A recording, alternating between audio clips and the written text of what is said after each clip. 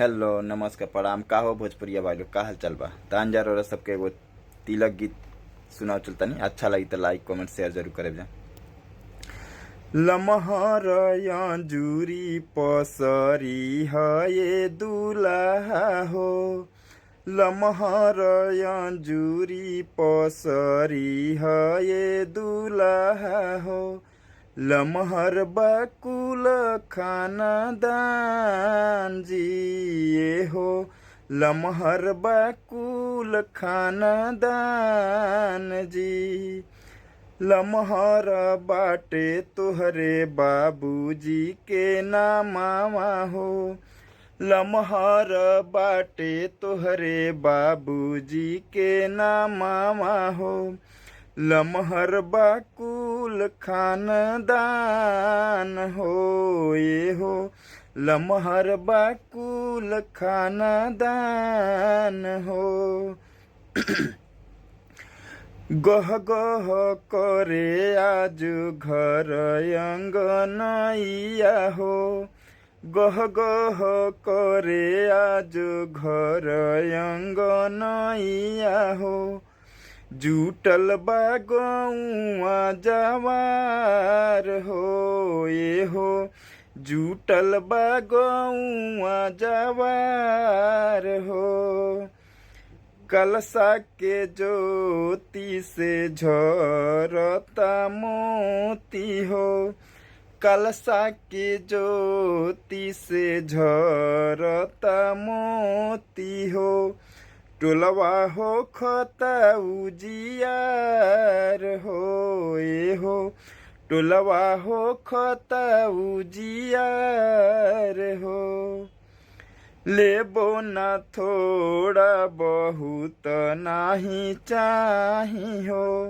लेबो न थोड़ा बहुत नाही चाही हो, ललसा पुरई हमार हो ये हो,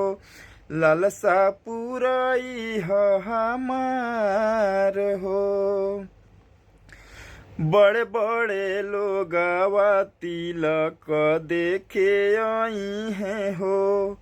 बड़े बड़े लोगवा तिलक देखे आई हैं हो, सब लोग देखेला निहार हो ये हो, सब लोग देखेला निहार हो, बेरी बेरी बेटा के तिलक नाही चढ़ेला, बेरी बेरी बेटा के तिलक नाही चढ़ेला, जानेला जग संसार है आहो, जानेला जग संसार हो, हमनी के नौआ हसई ह जनय गुआ जी, हमनी के नौआ हसई ह जनय गुआ जी, करली ह मन में विचार हो ये हो,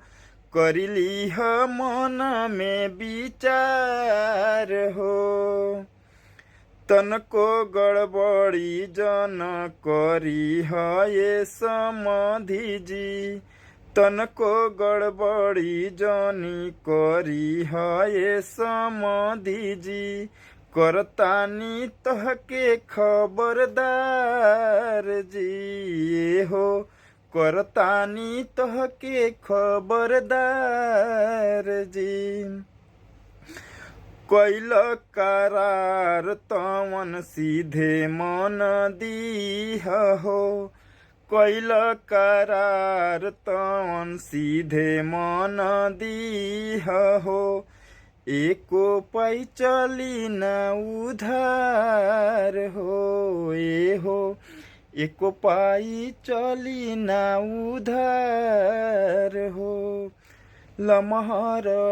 जूरी पसरी है ये बबुआ हो, लमहर बकुल खानदान हो